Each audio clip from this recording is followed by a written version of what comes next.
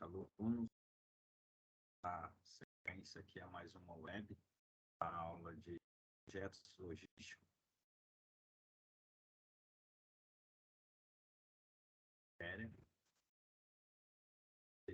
Ela vai até dia 14/9. Estamos aqui na segunda web. Teremos mais 9, uma dia 5, dia 12. O C, pessoal, é muito importante e vocês devem levar bem a sério. E a pessoa que domina essa parte de processo logístico, com certeza ela tem sucesso aí na sua carreira profissional, porque uma ferramenta, uma habilidade que eles vão desenvolver pode ser usada em qualquer processo de gestão. Então, eu vou focar com vocês nessa parte de processo logístico que tange ao PDCA, né, que é um método de solução de problemas. Porém, vou trazer para vocês aqui uma metodologia de forma de implantar o PDCA, uma maneira que eu aprendi e que eu acho que fica muito mais fácil para que vocês consigam, de fato, entender o que é um PDCA e conseguir implantar na onde vocês estiverem trabalhando. Tá? Então, trouxe um pequeno resumo aqui, tem algumas coisas que são do livro lá, que está disponíveis para vocês, e algumas coisas relacionadas a alguns outros trabalhos que eu tenho em cima desse tópico aí, que é o PDCA, que é resolução de problemas. Inclusive, vou trazer para vocês aqui um exemplo, tá, de um trabalho que eu estou realizando, para que vocês tenham mais ou menos noção de como que é a construção de um PDCA, né, de um processo, de um projeto voltado para método de solução de problemas. Então, vou trazer para vocês aqui um método de solução de problema, que é chamado A3, né, é um MASP que a gente chama. Ele nada mais é que um PDCA, porém de uma forma diferente, de uma forma muito mais leve, de uma forma mais fácil de ser implantado um plano, fazendo análise de causa, tendo um objetivo claro, um plano de ação claro. Então, eu acredito que vai facilitar para vocês a questão da construção de um plano de PDCA, né? Então, aqui eu vou fazer um breve resumo. O PDCA, que nada mais é, né? Essa sigla é planejar, fazer, verificar, ajustar e a ação. Então, é um ciclo gerencial baseado no método científico de propor uma mudança em um processo, implementar, monitorar e avaliar os resultados e tomar as medidas adequadas. Ele é conhecido também como ciclo Deming ou ciclo de Deming, em homenagem ao W. Edward Deming, que introduziu o conceito no Japão na década de 1950 de uma forma mais simples e o refinou nas décadas seguintes. O processo PDCA, como um sistema de melhoria contínua, tem sido estudado e modificado por vários estudiosos. Além disso, ciclos gerenciais ou de decisão similares surgiram ao longo dos anos. Landa, ver, perguntar, modelar, discutir e agir, orientar, decidir, agir, ciclo de decisão de desenvolvimento de estratégia militar. Então, o ciclo PDCA tem 4 estágios. O primeiro é planejar, determinar os problemas existentes nas condições atuais definir as metas para um processo e as mudanças necessárias para atingi-los, com as soluções e submetas. Pense em hipótese. Fazer, tentar as mudanças ou um novo processo. Pense em experimentar, verificar, avaliar os resultados, o que foi aprendido. Pense em estudar e refletir. Agir, incorporar o aprendizado no novo, padronizar, estabilizar a mudança e começar novamente em ajustar e padronizar.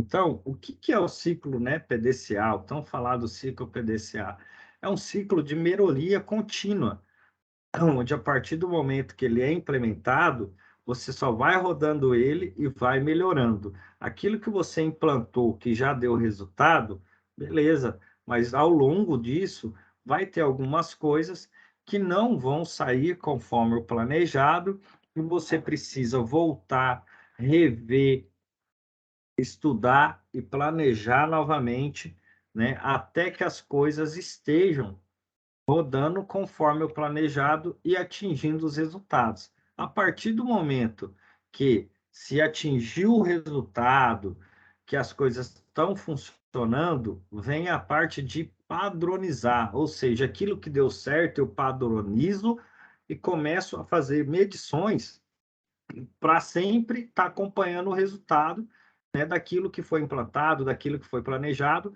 de forma a não deixar mais esses problemas voltarem novamente. Né? Pode acontecer de ter outros problemas, mas aquilo que você resolveu, que você definiu, que você planejou, provavelmente você não terá mais aqueles problemas se você tiver feito um plano, né, um PDCA bem estruturado, bem planejado, né? Se você tiver feito uma boa investigação, com certeza esses problemas não vão voltar.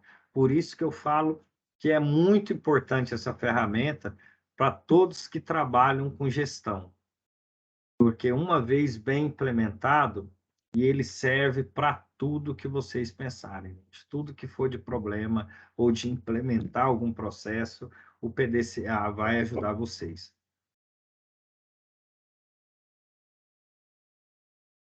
Então, aqui, essa parte aqui tem no livro de vocês, tá? Que é o fluxograma aqui do PDCA. Então, no P, nós temos as etapas de identificação, que é definir claramente e reconhecer a importância do problema.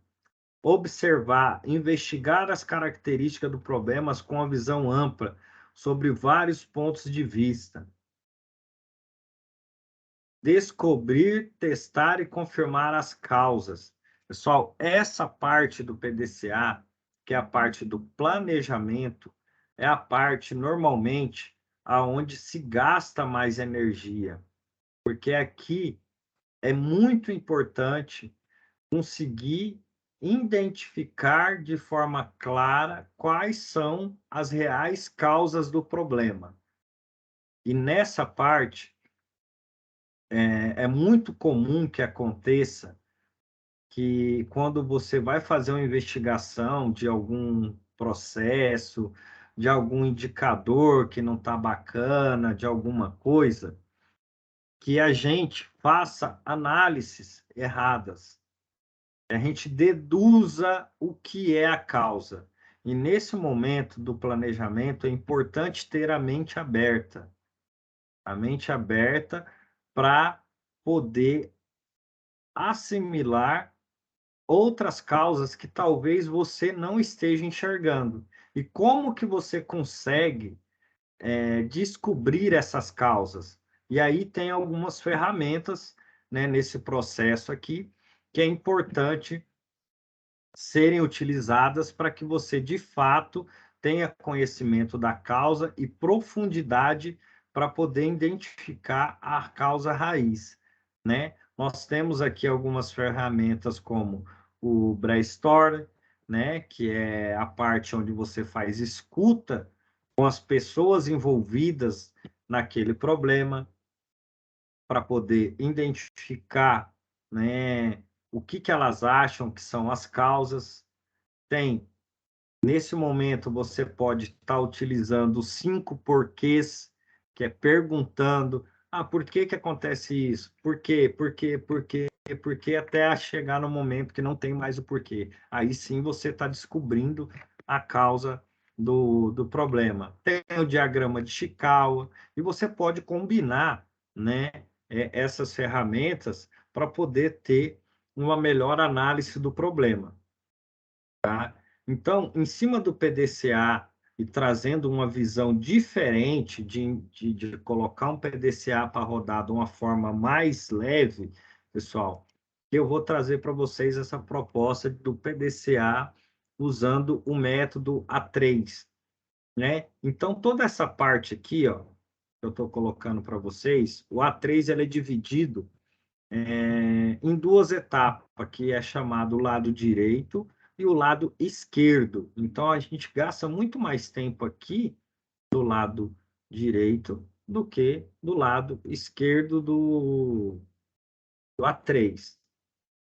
Então, na questão, quando fala que definir claramente e reconhecer a sua importância. O que, que deve ser levado em consideração quando você estiver construindo esse PDCA e tiver nessa parte de identificar qual o problema, né? Você deve levar em consideração qual o propósito, qual a necessidade para a escolha dessa questão. Qual o indicador específico a ser melhorado? Qual a estratégia e contexto operacional, histórico organizacional da situação? Então, aqui você vai levar em consideração o contexto atual do problema.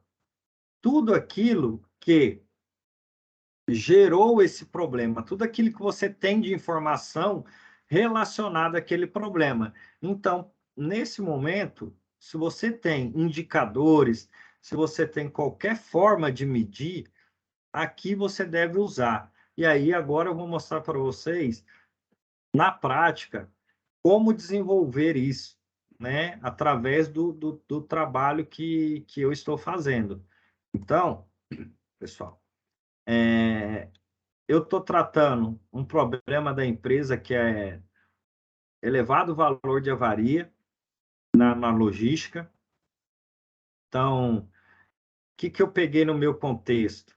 Né? Eu peguei, fiz uma comparação entre o ano de 2021, né, que encerrou, e comparando com 2020. Então, eu peguei que em 2021 eu tive um prejuízo de 1.755.000, 7% maior que o ano de 2020, que na minha área de logística,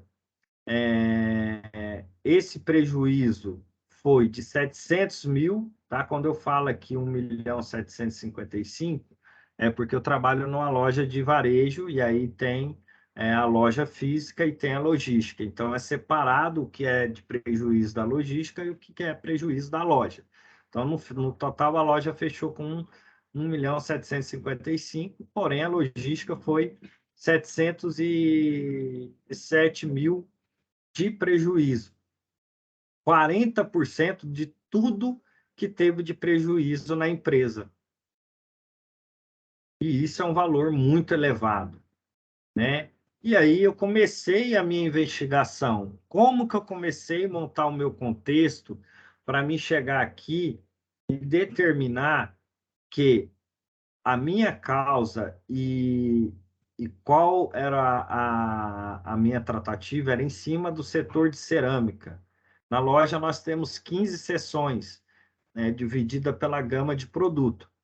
E aí, nada mais eu fiz de que pegar os dados do ano, dos 2 anos e comparar aonde eu tenho o maior número de prejuízo, qual que é o maior valor.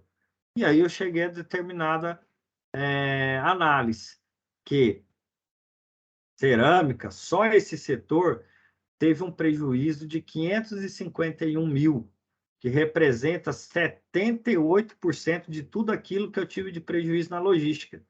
Então, eu fui muito mais assertivo. Eu falei, pô, mas se essa seção representa 78% do meu problema, eu vou atacar as outras que têm menos? Não, eu vou atacar onde tem a maior parte do meu problema. E assim pode ser para vocês na construção de um plano de ação, de um problema. Aqui eu estou falando de valor, estou falando de, de avaria, mas vocês podem levar isso para o dia a dia de vocês.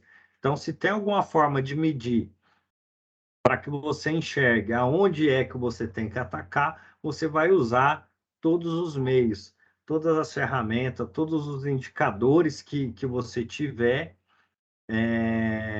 para poder tomar essa decisão. Então, nesse momento do planejamento e do contexto, você vai pegar e levantar os dados para você poder começar a fazer a comparação. Então, eu trouxe dois gráficos. Pode ser um, pode ser mais de um, vai depender do que você está tratando. Então, outro gráfico que eu fiz foi que, comparando o crescimento com a participação. Então, quando eu pego esse valor aqui de 2021 comparado a 2020, eu tive 78% de crescimento. Quanto que esse setor representa de representação? 78%. Quanto que ele teve de crescimento de um ano para o outro? 36%. Então, de um ano para o outro, esse prejuízo aumentou 36%. Então, é essa parte aí do contexto atual que eu queria passar para vocês. Então, aqui fala, investigar as causas do problema, descobrir, testando, confirmando as causas. Voltando lá. Então, nessa parte também, pessoal, tem o quê? O estado atual, né? Qual a necessidade, qual o problema, qual a necessidade, qual a defasagem no desempenho, o que aconteceu agora em comparação com o que você deseja, como você deveria estar, como deveria estar acontecendo. Você tem ido ao Gemba? O que é o Gemba, pessoal? Onde vocês vão encontrar a solução e as causas para o seu problema? No Gemba. O Gemba é o local onde as coisas acontecem. Por isso que, quando você estiver fazendo o levantamento da causa, é muito importante que você aproxime das pessoas que trabalham e que estão envolvidas naquele problema que você está tentando resolver. Pois através dessa proximidade você vai não só conseguir fazer a escuta para fazer um brainstorm, esticar os 5 porquê, mas vai conseguir de fato enxergar qual e o tamanho desse problema, né? Então, na construção é importante ir lá, conversar com as pessoas, entender, anotar, para que você consiga ter aí uma boa análise de causa. Então, quais os fatos ou dados indicam que há um problema? Quais as condições específicas que você tem um problema ou uma necessidade? Onde, quando você pode desmembrar o problema? Mostre fatos e processos visualmente usando quadros, gráficos e figuras e mapas. Então, como que eu fiz no trabalho que eu estou fazendo? Vou mostrar para vocês. E qual que é a minha condição atual aqui?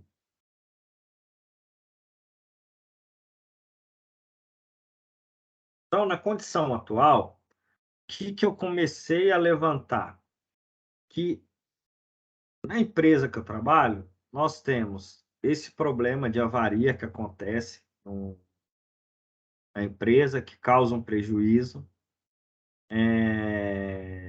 Foi criado no ano de 2001 uma definição por motivo do porquê que tinha avaria de cliente.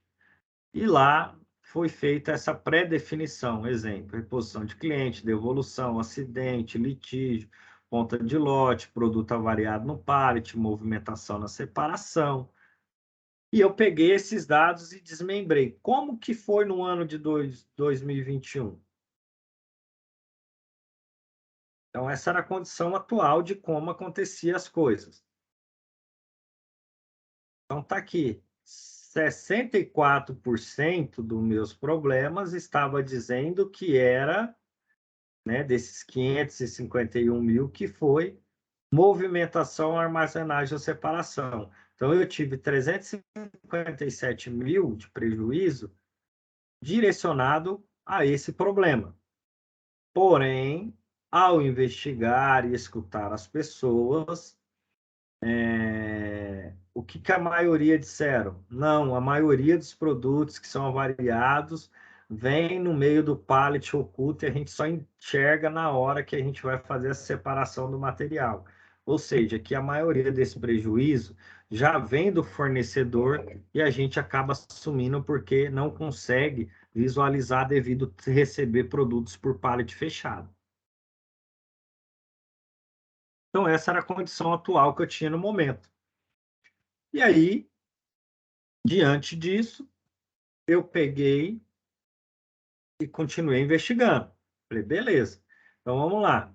Outro dado que eu levantei, peguei esse setor de cerâmica, peguei os fornecedores desse setor, peguei esse valor e estratifiquei qual desse fornecedor que eu tenho mais problema. Aí vem esses fornecedores aqui, Ceral, Embramaco, Bianco Grace. Novamente voltei ao Gemba. Fui escutar quem? Quem vende o produto. Por que que esses produtos aqui, esses fornecedores, são os que mais têm o problema de avaria na seção de logística? Por que que vem muito produto avariado no pallet? E aí, o que que eu escutei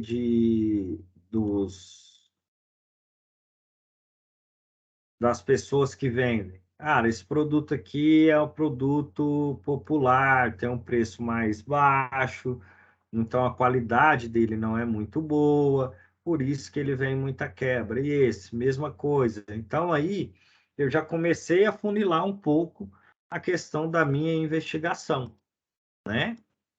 Então por isso que eu falo para vocês da importância de ir ao Gemba.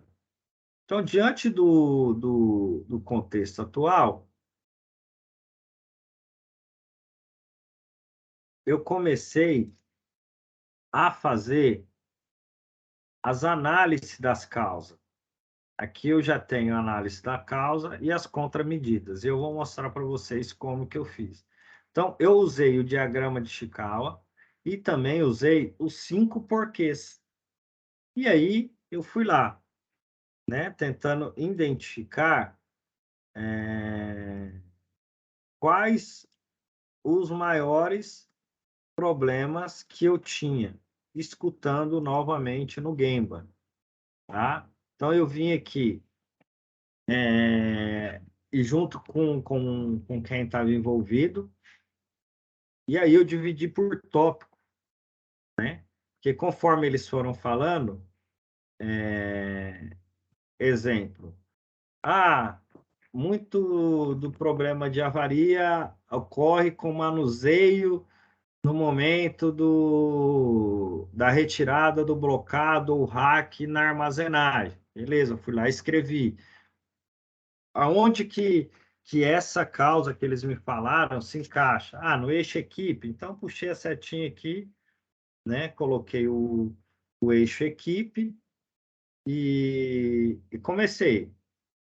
Ah, qual que é o outro motivo?